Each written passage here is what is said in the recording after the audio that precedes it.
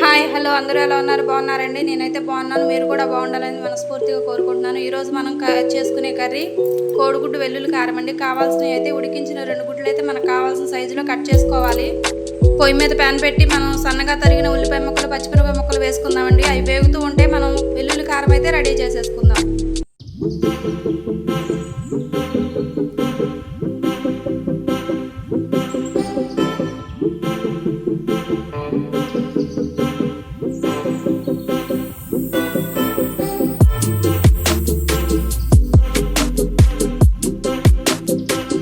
ఇప్పుడు ఉల్లిపాయ ముక్కలు వేగినేమో మూత తీసి చూద్దాం రండి.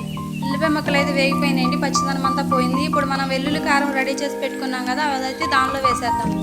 వేసుకున్న తర్వాత ఒక 2 స్పూన్లు వాటర్ అయితే వేసుకోండి. బాగా కలుపుకొని మనం కట్ చేసుకున్న ముక్కలు అయితే కోడిగుడ్డు ముక్కలు దానిలో వేసేసుకుని బాగా కలుపుకొని ఒక 5 నిమిషాల తర్వాత కొత్తిమీర చల్లుకుని దింపేసుకుని వేడివేడిగా అన్నం తింటే చాలా బాగుంటుంది. వేడివేడిగా వడ్డించుకుని తినండి. ఓకేనా? బాయ్ అండి.